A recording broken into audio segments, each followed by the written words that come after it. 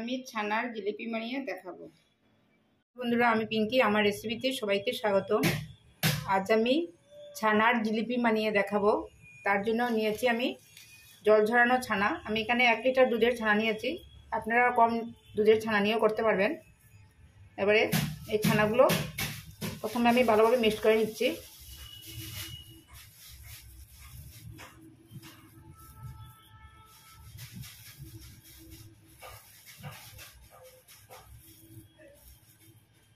ছানার জিলিপিটি বন্ধুরা একবার বানিয়ে দেখবেন, ভীষণ নরম তুলতুলে হয়, রসালো হয়।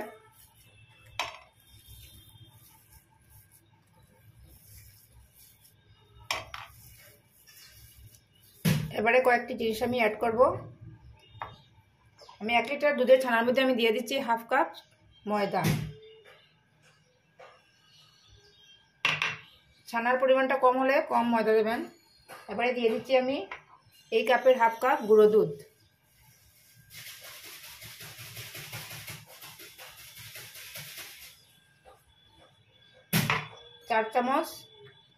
চায়ের চামচ দিয়ে 4 চামচ সুজি। এবার দিয়ে দেব 1 চিমটে বেকিং সোডা।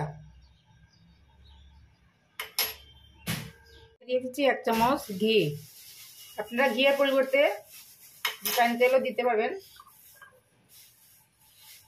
এবারে সবগুলো উপকরণ এই ছানার সঙ্গে ভালোভাবে মিক্স করে নিচ্ছি।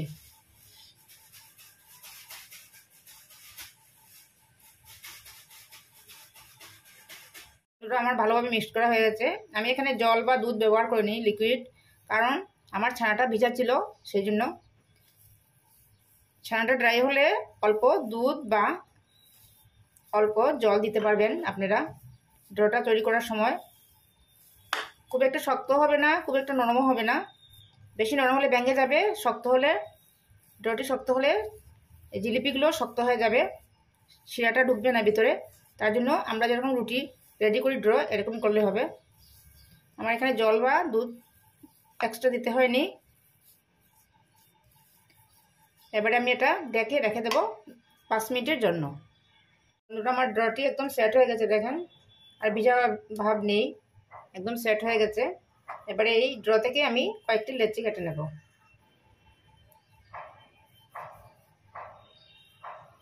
এরকম আমি ছোটো ছোটো লেচি কেটে নিচ্ছি। প্রথমে আমি একটি লেচি নিয়ে গোল করে নিচ্ছি।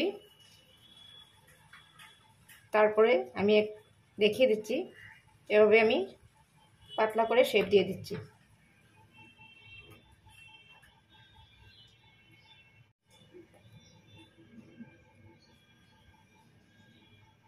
এভাবে দড়ির মতো করে নিচ্ছি লম্বা করে। খুব সহজে হয়ে যায়, যে কোনো কেউ বানাতে পারবে।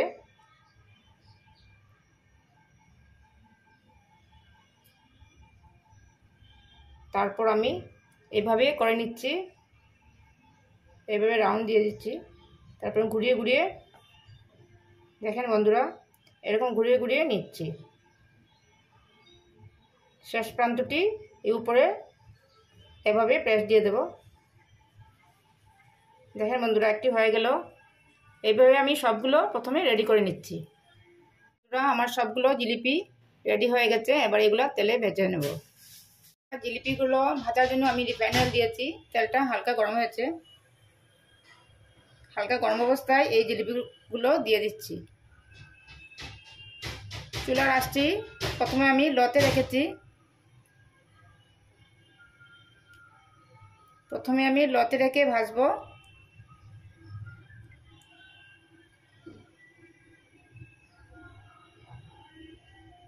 বাকিগুলো পরে ভাজবো। বন্ধুরা, প্রথমে হাইটে ভাজবেন না কখনো, প্রথমে লো হিটে কয়েক মিনিট পর আমি মিডিয়াম হিটে ভাজবো।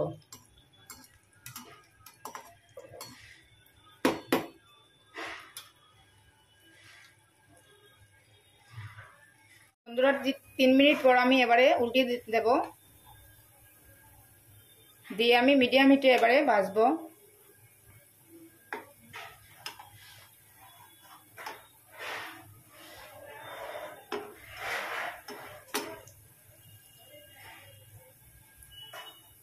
আমি মিডিয়াম হিটে উল্টে পাল্টে লাল করে ভেজে নেব। আমার 5 মিনিট হয়ে গেছে, এগুলো ভাজা হয়ে গেছে। দেখেন ফুলে কতটুকু বড় হয়েছে। বাকিগুলো এবার ভেজে নেব। ভাজার আগে তেলটা হালকা ঠান্ডা করব, তারপর এগুলো ভেজে নেব। বন্ধুরা, আমার জিলিপিগুলো ভাজা হয়ে গেছে। এবারে চিনি শিরা রেডি করব। তার জন্য আমি 1 কাপ চিনি দিয়েছি। কড়ার মধ্যে 1 কাপ চিনি দিয়ে দিলাম। তার মধ্যে দিয়ে দেবো আমি 1 কাপ জল।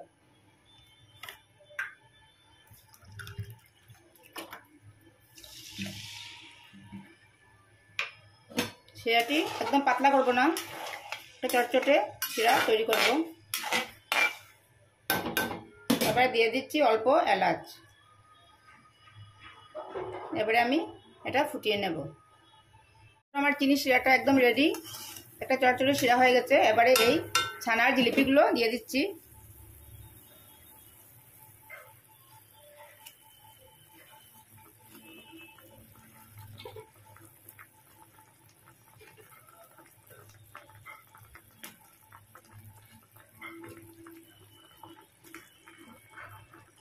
দিয়ে আমি অল্প উল্টি পাল্টে নেব।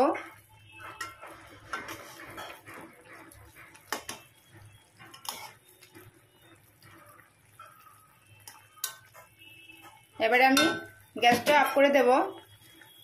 গ্যাসটা অফ করে আমি গ্যাসটা অফ করে দিয়েছি। 1 ঘন্টার জন্য এই শিরার মধ্যে রেখে দেবো। রেখে 1 ঘন্টা পর আমি আসছি। আমার 1 ঘন্টা হয়ে গেছে, শিরার মধ্যে ছিল। এবারে আমি সার্ভ করব। দেখেন আমি এটা প্লেটের মধ্যে সার্ভ করেছি।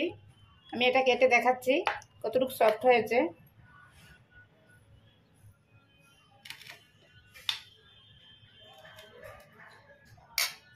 দেখেন বন্ধুরা কতটুকু সফট হয়েছে, ভীষণ রসালো এবং ভীষণ নরম হয়েছে। আপনারা যে কোনো কেউ বানাতে পারবেন ঘরে খুব সহজে। আজকের রেসিপিটি কেমন লাগলো, ভালো লাগলে লাইক কমেন্ট করবেন, আমার চ্যানেলটিকে সাবস্ক্রাইব করবেন। একবার করে দেখবেন, খুব সহজে হয়ে যায় ছানার জিলিপি।